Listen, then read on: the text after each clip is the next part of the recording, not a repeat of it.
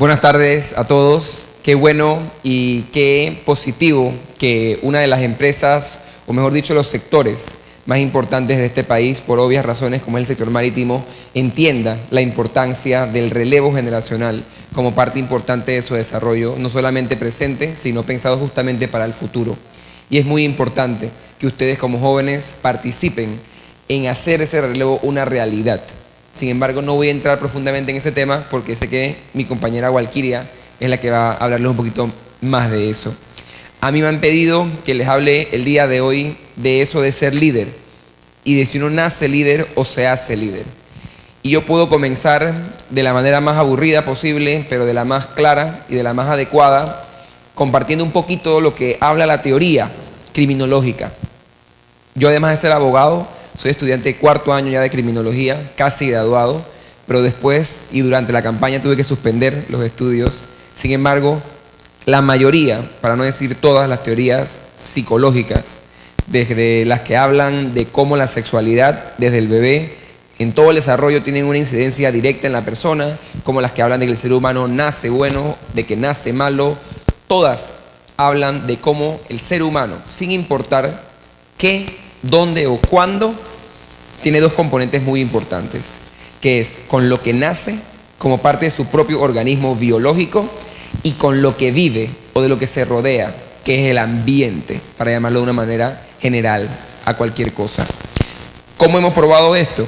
Porque si tú tienes a dos gemelos, aún viviendo en el mismo ambiente, van a ser personas diferentes. Y es porque su compuesto biológico, orgánico, interno, es distinto. ¿Qué quiero decir con esto?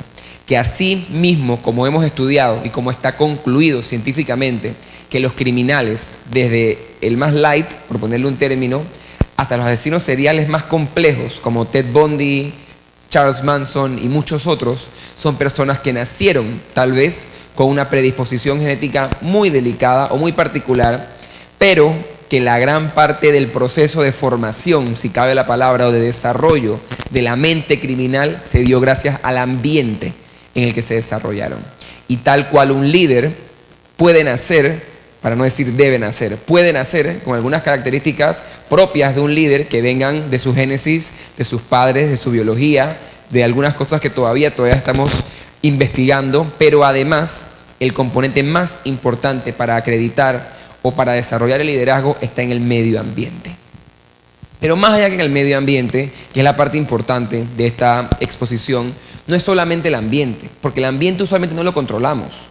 Aquí yo no sé quién, supongo que nadie, porque entiendo que uno no puede hacerlo, escogió a su familia. Nadie escogió dónde nació, con qué padres, si tenía o no tenía padre o madre, o que estaban casados o no estaban casados. Si fue criado por una abuela, por un abuelo, por un tío, por una tía, por un hermano mayor, por un amigo. Hay tantos casos diferentes que uno no escoge cuando viene al mundo desde que es bebé. Sin embargo, lo que uno sí puede llegar a escoger cuando uno va creciendo en la vida, por supuesto, es de qué manera tú enfrentas, de qué manera tú vives o qué tamiz tú le das a cada experiencia que uno viva. Y desde ese momento principal es que se va formando el liderazgo. ¿Qué quiero decir con esto? Ustedes pueden vivir perfectamente en Paitilla, en Costa del Este, en Condado del Rey, o pueden vivir en la 9 de enero, en un pueblo como Puerto Caimito, por ejemplo, o en Colón, en Barrio Norte, y pueden ser exactamente las mismas personas, sin importar dónde se van a desarrollar, siempre y cuando su interés, su actitud y su preparación esté dirigida a algo en particular. Está probado que no importa qué uno estudie, qué uno haga, dónde lo haga, sino más importante, cómo lo haga. Y eso no va a depender, salvo en casos muy específicos, personas con discapacidad, personas con algún trastorno mental o algunos otros casos de los que no tenemos que hablar tampoco hoy, uno puede decidir qué clase de cara uno le da a la vida. Y ahí está el verdadero liderazgo, porque el liderazgo está en cada uno de nosotros. Pero es cuando uno decide ser líder que en efecto se vuelve un líder. Y los que hemos estudiado un poco la materia sabemos que hay líderes electos. Por ejemplo, mi compañera Walkiria y yo hoy, sin lugar a dudas, somos líderes electos, lo que le llaman un líder formal. Aunque ustedes puedan no sentirse representados por mí Yo soy un líder porque yo fui electo por alguien. Y pasa mucho en la asamblea. A veces cuestionamos por diferentes gustos y para eso es la política, no para estar de acuerdo todos con todos necesariamente. Sin embargo, vemos personas que, oye, él no me cae bien, ella no me cae bien, ¿cómo es que él ganó? Pero la verdad es que en Panamá, por lo menos, las elecciones suelen ser bastante limpias. Y todas las personas que estamos allí sentados, estamos representando a un grupo de personas.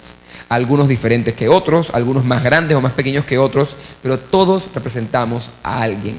La pregunta es, que es la parte importante de esta charla, ¿es igual de líder el que ganó por un circuito o por otro, de una determinada manera u otra, que yo por el simple hecho de que compartimos la misma cualidad? Y la respuesta es sencilla, no.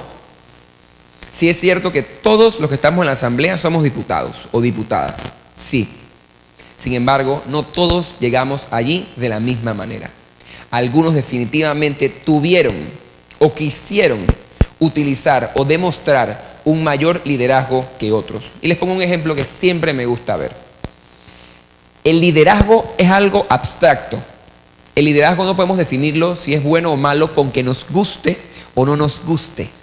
Porque el liderazgo, de la manera que yo la he aprendido a definir, aunque hay infinidad de definiciones, es cuando una persona tiene un sueño, como creo que todos, o espero que todos tengamos, y le puede transmitir ese sueño a otra persona más. Por ejemplo, mi sueño es vivir en un Panamá sin corrupción.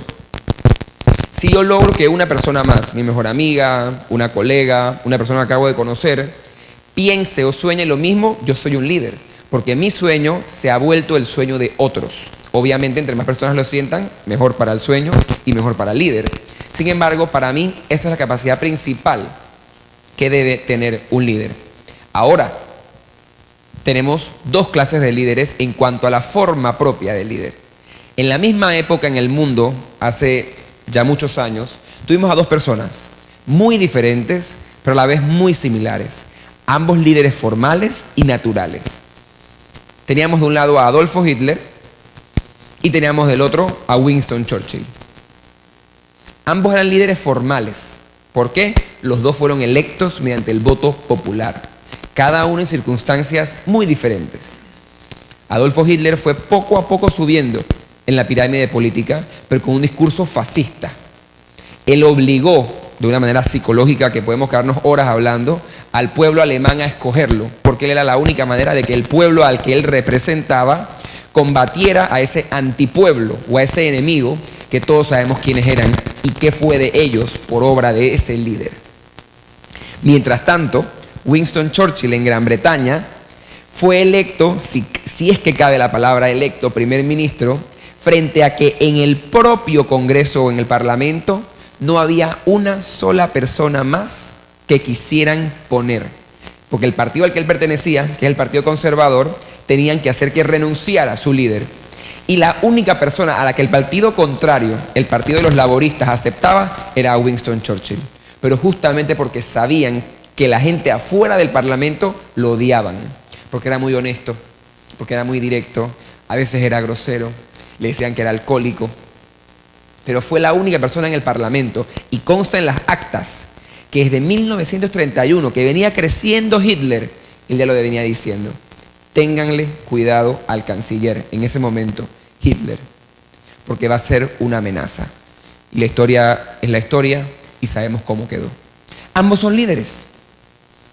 Ambos movieron masas. Ambos lograron objetivos. Ambos pudieron transmitir ese sueño que tenían a otras personas. Pero eran sueños totalmente distintos. Y he aquí la parte importante. El debate no está solamente en que si un líder nace o se hace, sino una vez que se alcanza el liderazgo, ¿qué se va a hacer con él? Y esa es la pregunta más importante que todos ustedes se deben hacer. ¿Por qué? Porque yo les puedo asegurar, como uno seguramente de los más jóvenes de la sala, que el liderazgo vive en cada uno de nosotros. El liderazgo vive en cada uno de nosotros, sin embargo, se despierta o se explota en esferas distintas. Así como en la asamblea me toca hacer, como la mayoría ha podido ver, supongo que me toca hacer, hay espacios específicos en los que yo soy callado, en los que soy tranquilo, en los que no aporto o no soy tan vocal como lo soy en la asamblea. Pero eso es porque mi liderazgo tiene que explotarse de esa manera, en esa forma, en ese lugar. Sin embargo, tal vez ustedes son líderes empresariales, o son líderes religiosos, o son líderes comunitarios, que son mucho mejores que tal vez yo o que otros para despertar algún sentimiento en un grupo en específico. Y eso no hay por qué juzgarlo, porque como en todo, somos diferentes. Tenemos virtudes y tenemos defectos. ¿Qué quiero decir con esto? La capacidad del líder se puede adquirir. Miren, a mí siempre me gusta contar esta historia porque yo creo que fue como el inicio de mi liderazgo. Yo me cambié de escuela, obviamente por mal portado, en tercer grado. Yo estuve todo el maternal y primer y segundo grado en el Colegio Pureza de María, que para los que no saben es un colegio de monjas, un colegio católico, es un colegio recto, un colegio muy serio, un colegio muy bueno. Yo era mal portado, soy mal portado, nada más que ahora en otra esfera. Mi mamá sufría mucho porque mi papá estaba trabajando en David Chiriquí y en Bocas del Toro. Entonces ella, como una madre joven, que lo fue en su momento, no podía soportar el trabajo, la carga emocional de tener 2 hijos y estar sola para los efectos, y que además las monjas llamaran todos los días a la casa para hablarle de lo mal que me porté ese día, porque todos los días llamaban. Mi mamá dice, hay que hacer algo con este niño, vamos al psicólogo, vamos al psiquiatra, fui a todos los psicólogos de Panamá, y al final la recomendación fue, cámbialo de escuela. Así fue, y me cambiaron de escuela. Y como cualquier niño o niña, si alguno lo ha vivido, sabe lo duro que es en esa etapa del desarrollo humano cambiarse de escuela. Yo llegué y por la propia particularidad de la escuela ya estaban todos los grupos formados. Este grupito, este grupito, este grupito, este grupito. Y esta personita, que siempre ha sido como es ahora, llegaba a ver con quién podía hablar, con quién podía compartir, quién quería conocerlo para ver quién era. Y la historia es que por mucho tiempo me fue muy difícil. Porque me molestaban, porque yo era inquieto, porque aun cuando me hacían sentir mal en ocasiones, yo nunca dejaba de decir lo que pensaba. Y era choque diario, choque diario, choque diario, choque diario. Y eran los choques que mi mamá sufría con los maestros y con las monjas, ahora yo los asumía todos. Porque yo no es que me portaba mejor, simplemente que los maestros no llamaban a mi mamá para reclamarle, sino que solo lo desquitaban conmigo. Y el tiempo pasó.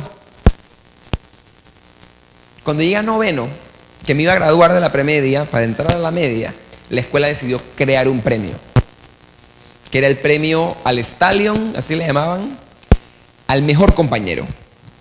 Apenas nos llegó la información de ese premio, yo le dije a cada uno de mis compañeros, esto, por naturaleza, esto es una aberración. Nos quieren poner a escoger al mejor cuando aquí todos somos buenos. Y les vendí el discurso, y les vendí el discurso, y les vendí el discurso, y les vendí el discurso. Había que votar antes de salir de clases para poder, cuando llegara la graduación, escoger al ganador. El discurso fue tan bien vendido que nadie votó. Al punto en que los profesores tuvieron que llamar, luego de terminadas las clases, a las casas de los compañeros míos a preguntarles, por favor, dime quién piensa que tiene que ganar. ¿Quién ustedes piensan que ganó?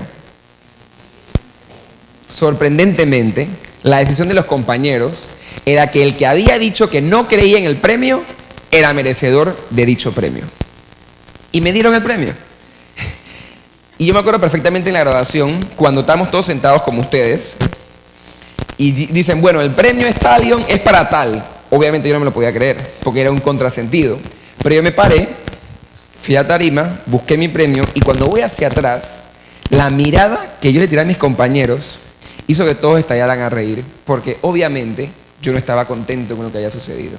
Sin embargo, en ese momento, por una gran tontería, mi liderazgo en la escuela comenzó a surgir de manera natural. Natural porque me escogieron mejor compañero, no líder. Sin embargo, ya era alguien que hasta sin querer queriendo, lo que yo decía, a alguien le llegaba, a alguien le importaba.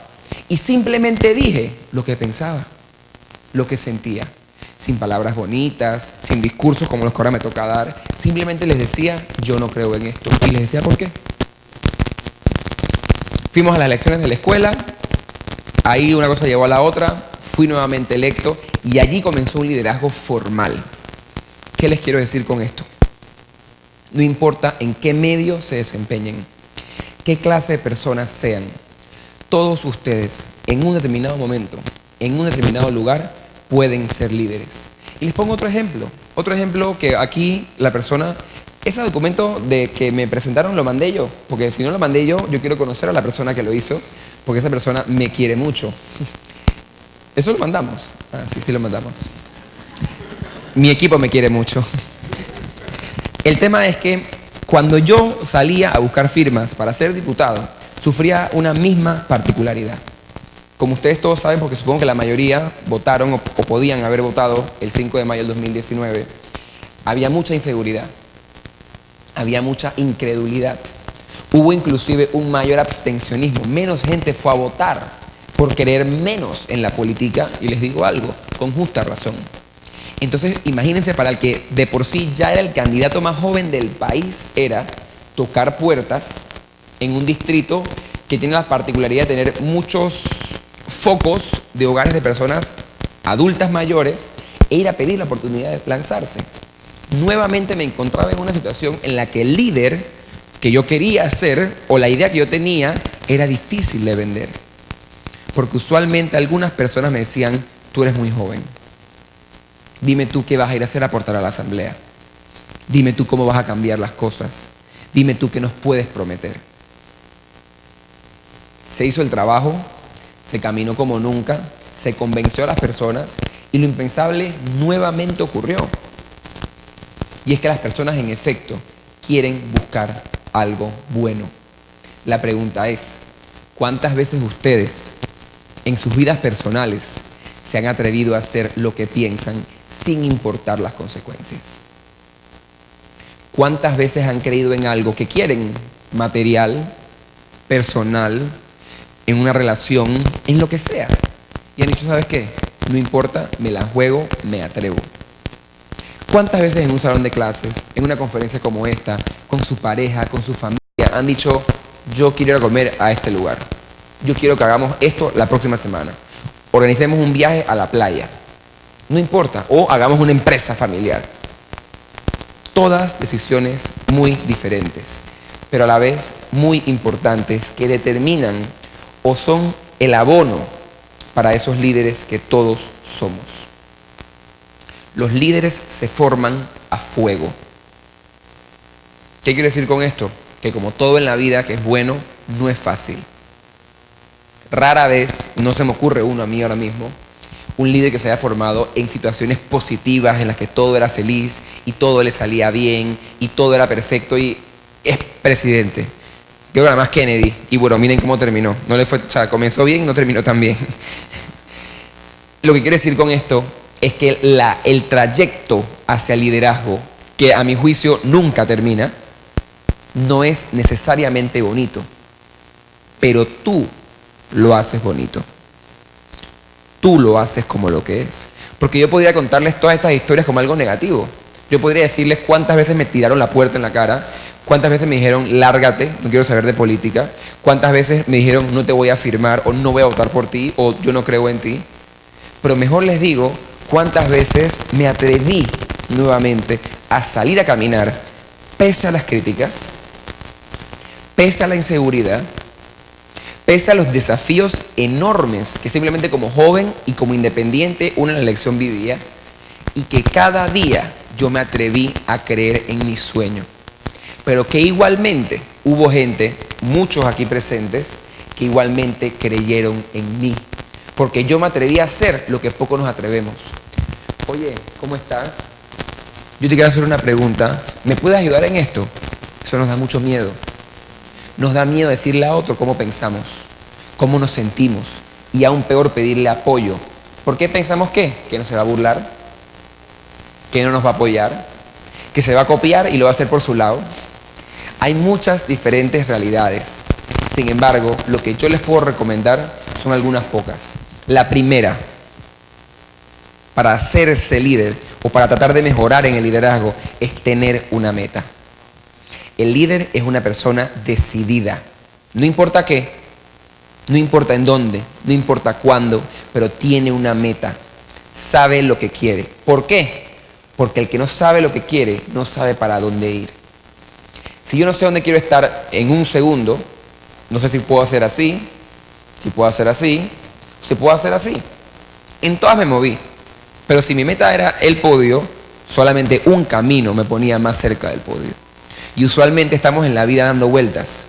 Aceptamos trabajos, aplicamos a trabajos, aceptamos becas, estudiamos cosas, estamos con personas que no contribuyen a nuestra meta porque usualmente no tenemos definida una meta. Y salvo mejor criterio, que por supuesto la vida hay que vivirla y disfrutarla, el tiempo es oro. Y para lograr las metas, que usualmente son complicadas y complejas, requerimos todo el tiempo del mundo. Muy seguramente, si yo no hubiese estado tan determinado en lograr mi meta y hubiese salido todos los días a caminar, no estaría aquí hoy como diputado. Sin embargo, reconociendo mi meta, yo tracé un camino y gracias a Dios llegué a buen puerto. Tienen que rodearse de las personas que los acompañen en la vida. Tu propia familia, tu novia, tu novio, tus hermanos, tus mejores amigos pueden no apoyarte. Eso no importa. Apártalos. Y cuando digo apártalos, no es trátalo mal, olvídate de él, olvídate de ella, no. Simplemente para ese tema que es tu meta, no le comentes. Y búscate a las personas que te quieran apoyar indistintamente de qué. Yo me pongo a pensar ahorita, y seguramente ustedes no lo verán, salvo que me hayan visto. Pero pónganse a pensar hace un año, ¿dónde estaba yo? Yo estaba con un libro amarillo de firmas, con mi mamá, mi tía y seguramente mi mejor amiga, en la calle, tocando puertas y buscando firmas. Y le decía a la gente, yo me voy a enfrentar al PRD, que tiene 500.000 inscritos, aquí en San Miguelito. Yo me voy a enfrentar al CD, que tiene 400.000 inscritos, aquí en San Miguelito. Yo era un loco, yo soy un loco todavía. Pero yo tenía un sueño, yo tenía una meta y me rodeé de las personas que me querían apoyar. Hubo personas que no lo hicieron. Y eso es normal, porque siempre lo va a haber. Lo que no puedes permitir es que esas personas te nublen o te alejen de tu sueño. Y por eso es mejor apartarlas. Una vez sabes qué quieres hacer, continuar caminando hacia adelante. Persistir, resistir, pero nunca desistir. Las personas que más lejos llegaron en su vida usualmente se equivocaron grandemente al inicio. Y para muestra un botón, Winston Churchill, como les comenté, estuvo en 2 partidos. Fue el artífice de una de las peores derrotas militares de Gran Bretaña. Y hasta perdió elecciones. Pero en ningún momento se quedó tranquilo. Y nada lo desenfocó de su meta. Y ahí está el resultado. No solamente eventualmente ocupó el más alto cargo político en el país, sino que hoy es recordado como de los mejores, sino el mejor primer ministro de la historia. Y sin lugar a duda, quien nos llevó al mundo entero a la paz y la victoria en la Segunda Guerra Mundial. ¿Por qué? Porque nunca dejó de creer en él. El tipo era tan valiente y tan loco a la vez que cuentan los biógrafos que cuando venían los bombardeos a la ciudad de Londres, él en vez de ir al búnker que le tenían obviamente creado para él, salía a las azoteas a ver las bombas caer. Porque él decía que si alguien iba a morir, él debía ser el primero. Esa es otra lección que yo aprendí. Y la aprendí de una política polaca. Creo que era polaca. Que es Milada Horokova. Una mujer que dio literalmente su vida por lo que creía. Luego de la Segunda Guerra Mundial y de los países ocupados por Hitler, fueron poco a poco pasando a ser democracias, la mayoría por la oposición de los aliados de la victoria. Pero luego del tiempo, por la Guerra Fría, muchos fueron pasando de la democracia al comunismo y al socialismo. Ella estaba opuesta a esos regímenes, pero los regímenes al final vencieron en esos países, usualmente alrededor de Rusia, de lo que en ese momento era la Unión de Repúblicas Soviéticas. ¿Qué hizo ella? Ella hacía que la gente escapara del país, porque sabía que poco a poco los iban a matar. Eventualmente el gobierno la vio, la atrapó y la detuvo. Y le dijeron, hagamos algo. Júrale tu lealtad al gobierno, cámbiate de partido, apóyanos y se acaba todo esto. Ella dijo que no. Ella dijo que lo único que ella había hecho era decir lo que pensaba. y que eso en efecto era un delito en sus leyes, pero que nadie debía dar la vida por decir lo que pensaba. Lo dijo en un tribunal donde aceptó su delito y donde la condenaron a muerte, ella mirando la cara a su jugadora. A los pocos meses le dijeron, te vamos a ahorcar, escribe una carta para tu hija. La carta se la dieron a la hija más de 20 años después, cuando cae el muro de Berlín y le entregan los documentos a todas las personas. La carta, que es un tratado, tiene una parte muy importante. Y le decía a la hija, hija, nunca tengas miedo de aprender. Y en el camino de aprender, nunca tengas miedo a decir, me equivoqué. Reconoce tus errores y aprende de ellos. Sin embargo, cuando en un punto de tu vida tú estés definida con una posición, quédate con ella, así te cueste la vida. Y yo les pregunto a la mayoría, en su cabeza, ese novio, esa novia, esa esposa, ese esposo, esa escuela, lo que estudias, lo que haces, en lo que crees, ¿estamos dispuestos a dar la vida por ello? ¿Hasta dónde creemos en eso? En la democracia, en el partido en el que estamos inscritos. ¿Estamos seguros de lo que creemos? Esa es la prueba que ella se autoimpuso para hasta donde ella creía en lo que ella era y en lo que ella profesaba. Y esa determinación es necesaria para alcanzar el éxito. Y por último, acompañado de las buenas personas, teniendo gente para trabajar y teniendo todo claro de dónde quieres estar, atrévete. Usualmente los líderes empresariales, políticos, nunca cuentan la historia de cómo les fue mal, pero siempre hay malos caminos. Yo perdí varias elecciones en la universidad que pudieron haberme hecho decir, ¿sabes qué? Esto no es lo mío, la gente a mí no me quiere. Sin embargo, aún luego de haber perdido elecciones por 14 votos, yo seguí adelante, seguí trabajando, seguí creyendo en mí y aquí estoy. Definitivamente habiendo logrado algo como el legislador más joven del mundo, no solamente en este país, solamente por seguir creyendo en lo que yo hacía. No soy el mejor, no soy el peor seguramente, sin embargo estoy allí y defiendo lo que creo.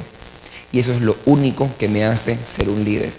Y yo estoy convencido que si ustedes hacen lo mismo, van a poder serlo si es que ya no lo son. En conclusión, entonces, el líder puede tener algunas características con las que venga innato, porque es parte de la biología. Sin embargo, tu ambiente, que aunque tú no lo determinas, tú lo soportas, tú lo cambias y tú lo combates, con tu aptitud y con tu actitud, tú puedes convertirte en un líder, aún en la peor de las circunstancias. Y mi reto para ustedes es entonces, sabiendo eso, ¿qué van a hacer de ahora en adelante? Muchas gracias.